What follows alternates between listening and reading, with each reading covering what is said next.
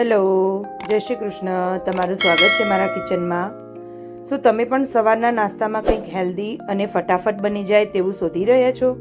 તો આજે હું લઈને આવી છું વેજીટેબલ સ્પોન્જી ઢોસાની એક એવી ખાસ રેસીપી જે ફક્ત એક જ ચમચીમાં બનશે અને ખાવામાં તો એટલી ટેસ્ટી કે બાળકો પણ ખુશ થઈ જશે. તો ચાલો બિલકુલ મોડું કર્યા વગર રેસીપી બનાવવાનું શરૂ કરીએ. તો સૌ પહેલાં આપણે એક મિક્સર જાર લઈ લઈશું અને તેમાં 1/3 કપ જેટલી સોજી લઈશું. સોજી તમારી પાસે મોટી કે ઝીણી જે પણ હોય તે તમે લઈ શકો છો. તેની સાથે 1 કપ ધોયેલા પૌવા લઈ લઈશું. બધું જ સાથે મિક્સરમાં એડ કરવાનું છે. પછી તેમાં આપણે 1 કપ ઘટ્ટ દહીં લઈ લઈશું અને દહીં મોડું લેવાનું છે અને તેની સાથે 1 કપ પાણી એડ કરીશું. હવે આ બધું જ આપણે મિક્સરમાં ગ્રાઇન્ડ કરી લેશું અને એકદમ સ્મૂથ પેસ્ટ એવી બનાવી લઈશું. તો હવે સરસ એવી સ્મૂથ પેસ્ટ બનીને તૈયાર થઈ ગઈ છે અને આપણું બેટર પણ સરસ એવું ક્રીમી બનીને તૈયાર થયું છે. તો આવું મિશ્રણ બનાવીને તૈયાર કરવાનું છે. હવે આ મિશ્રણને આપણે એક બાઉલમાં નીકાળી લઈશું. તો તમારે એક બાઉલ લઈ લેવાનો અને તેમાં આ મિશ્રણ બધું જ નીકાળી લેવાનું છે અને તેને આપણે સાઈડમાં મૂકવાનું છે. તો તમે જોઈ શકો છો તેનું ટેક્સચર કેવું રાખવું.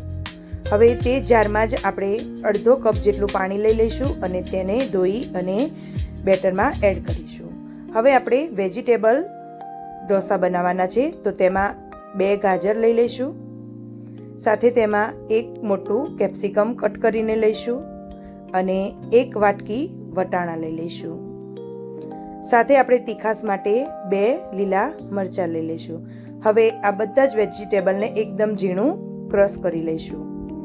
તો બને એટલું તમારે ઝીણું ક્રશ કરવાનું છે.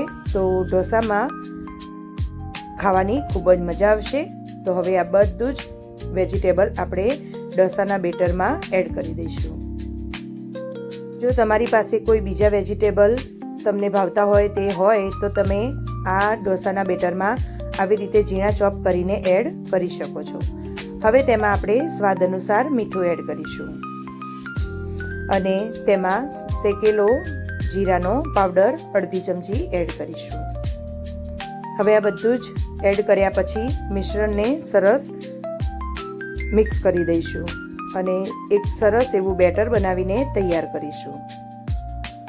બેટર બનતાની સાથે જ આપણને ઢોસા ખાવાની ઈચ્છા થઈ જશે. એટલું કલરફુલ અને સરસ એવું બેટર બનીને તૈયાર થશે.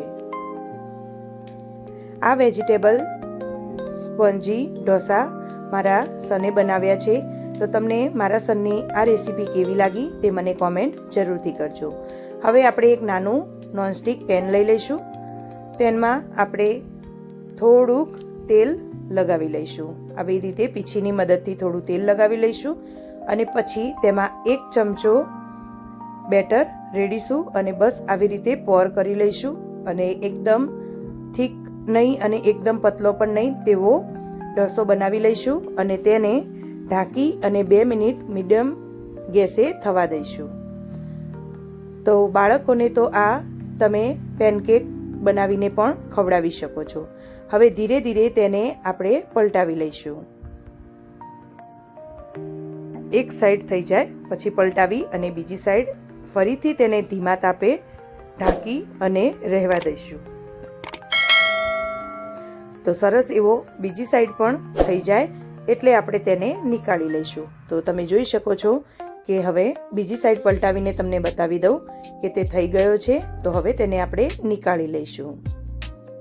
તો સરસ એવું આપણે પેનકેક પણ તમે કહી શકો છો અને વેજીટેબલ ઢોસા પણ કહી શકો છો. એવી જ રીતે આપણે બીજા પણ બનાવીને તૈયાર કરી લેશું. તમે મારી રેસીપી કઈ સિટી અને કયા સ્ટેટમાંથી જુઓ છો તે એકવાર કોમેન્ટ જરૂર કરજો. તો હવે જુઓ તૈયાર છે આપણા એકદમ સોફ્ટ અને હેલ્ધી વેજીટેબલ સ્પોન્જી ઢોસા. આને તમે લીલી ચટણી કે કેચઅપ સાથે ગરમા ગરમ સર્વ કરો. જો તમને આ રેસીપી પસંદ આવી હોય તો વિડીયોને લાઇક જરૂર કરજો અને તમારા ફ્રેન્ડ સાથે શેર કરજો. આવી જ સરળ અને ટેસ્ટી રેસીપી જોવા માટે જાયકા બાય ખુશ્બુને સબસ્ક્રાઈબ કરવાનું ભૂલતા નહીં. ફરી મળીશું એક નવી રેસીપી સાથે. ત્યાં સુધી આવજો. Thank you. એન્જોય.